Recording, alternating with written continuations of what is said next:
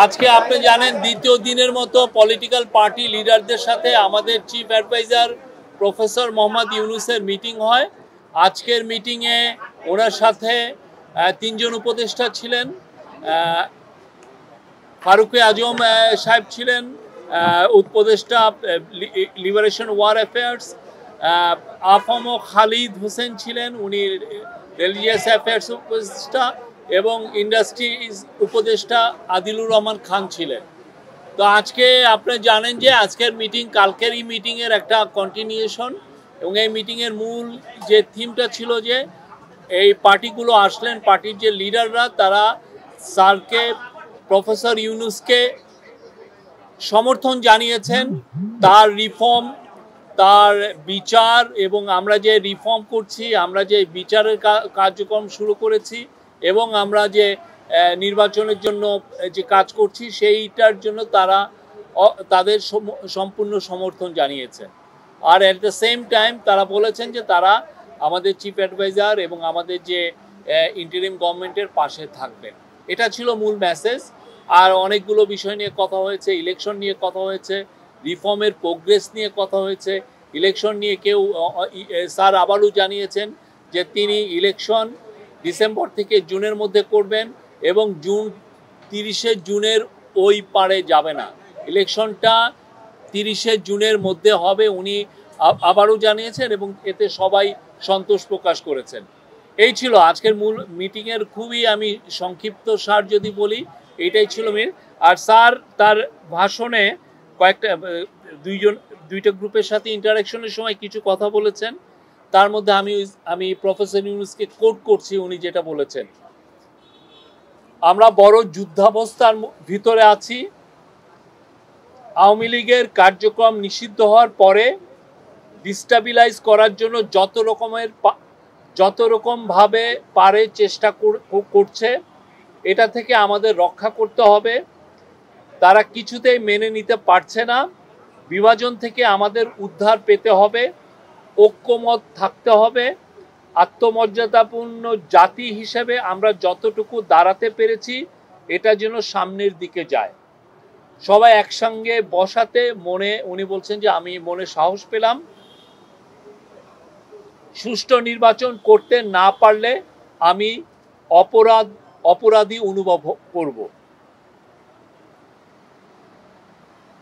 আর তারপরে বলেছেন যে মহাসুযোগ পেয়েছি অভ্যুত্থানের কারণে, ধ্বংস হয়ে যাওয়া দেশকে টেনে আনা, আওয়ামী লীগকে নিষিদ্ধ করার সঙ্গে সঙ্গে আর একটা যুদ্ধ পরিস্থিতি তৈরি হয়েছে দেশের ভিতরে এবং বাইরে, যাতে আমরা এগোতে না পারি, যাতে সব কিছু কলাপস হয়ে যায়, আবার যাতে গোলামিতে ফেরত যাই, এটা উনি বলেছেন। মানে যারা এই কনস্পাইরেসিগুলো করছে তাদের ইন্টেনশন হচ্ছে আমরা যেন আবার গোলামিতে ফেরত যাই। আমি যতদিন আছি দেশের কোনো অনিষ্ট হবে এমন কোনো কাজ হবে না, নিশ্চিত থাকেন। আমি যতদিন আছি দেশের কোনো অনিষ্ট হবে এমন কোনো কাজ আমাকে দিয়ে হবে না, নিশ্চিত থাকেন। Thank you. এই ছিল।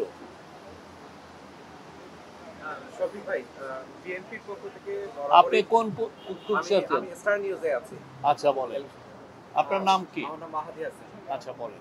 বিএনপির পক্ষ থেকে বরাবরই কালকে বিএনপি নিয়ে কথা বলেছে, আজকে অন্য পার্টির গুলো বলে, অন্য পার্টির ইস্যুতে বারবার নির্বাচন প্রসঙ্গটা আসছে, এবং যেটা আপনিও বলেন এবং প্রধান উপদেষ্টা বারবার বলা হচ্ছে যে জুনের মধ্যেই নির্বাচনটা অনুষ্ঠিত হবে। কিন্তু বিএনপি বা অন্যান্য কিছু দল, কালকে যে দলগুলো যে দলগুলো কথা বলেছে, তারা একটা শিডিউলের কথা জানতে চাচ্ছে। উনি একটা ডেডলাইন দিয়েছেন, এবং আমি কালকেও বলেছি, আজকেও বলছি, বারবার বলছি, উনি এক কথার মানুষ। উনি বারবার বলেছেন যে জুন 30-এর পরে ইলেকশন যাবে না। আপনাকে ওনাকে ট্রাস্ট করতে হবে। এটা ডিসেম্বর থেকে জুন মাসের 30 তারিখ পর্যন্ত এর মধ্যে ইলেকশন হবে। ওই জুন মাসের 30 তারিখে জুলাই মাসের 1 তারিখে যাবে না। আপনি রোডম্যাপ, এটাই আপনাকে, ওইটা যখন সময় আসবে উনি রোডম্যাপ বা যেটা শিডিউল সেটা ঘোষণা করবেন। আমরা তো এটা বারবার বলছি, একটা না, এটা নিয়ে কিন্তু আমরা দিনের পর দিন, মাসের পর মাস বলছি। আমি জানি না এটা কেন, এটা এমবিগুইটি আছে। ওনার এখানে তো কোনো এমবিগুইটি নাই। Any question?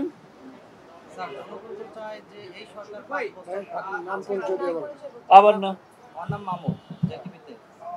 হ্যাঁ, সাধারণ জনগণ তো চায় যে ডক্টর সাহেব আরো 5 বছর থাকুক, মানে দেশের উন্নয়নের জন্য। ইউনূস সাহেব, প্রফেসর ইউনূস জানিয়েছেন উনি জুন মাসের 30 তারিখের পরে থাকবেন না, একদিনও থাকবেন না। স্যার সেক্ষেত্রে যদি জনগণ চায়, আমি বললাম তো উনি বলেছেন জুন মাসের 30 তারিখের পরে একদিনও থাকবেন না। Any other question? হ্যাঁ, আজকে রাজনৈতিক ব্যক্তিত্বরা এসেছিলেন, তারা বলছিলেন যে প্রশাসনের প্রতি কনফিডেন্ট পাচ্ছে না সরকার, যে কারণে তারা নির্বাচনের ব্যাপারে দ্বিধাগ্রস্ত ছিলেন বা যে ইস্যুগুলো এসেছে সুনির্দিষ্ট তারিখ ঘোষণা করতে পারছে না। মানে কোন জায়গাগুলোতে মনে হচ্ছে যে এখন বা কাদের কারণে এই ডিস্টেবিলাইজেশন, প্রশাসনের উপরে সরকারের নিয়ন্ত্রণ নেই বা বোঝাপড়ায় ঘাটতি? আমাদের গভর্নমেন্টের তো 3টা ব্রড কাজ আমরা বলেছি। একটা হচ্ছে হলো সংস্কার, আর একটা হচ্ছে বিচার, আর একটা হচ্ছে নির্বাচন। তো এই সংস্কারের কাজের মধ্যে সংস্কারগুলো হওয়ার পরে আমরা যখন পূর্ণ সংস্কার করতে পারবো, দেখবেন যে ইলেকশন এগুলো বিষয়েও আমরা মানুষের আস্থা পাবো।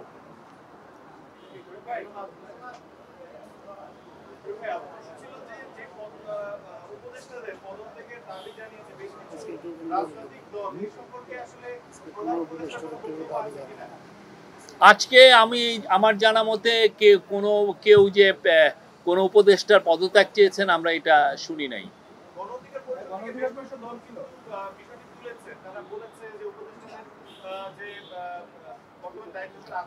ওনারা সুনির্দিষ্ট দাবি করেছেন বলে আমার মনে হচ্ছে না, সুনির্দিষ্ট দাবি করেছেন বলে আমি জানি।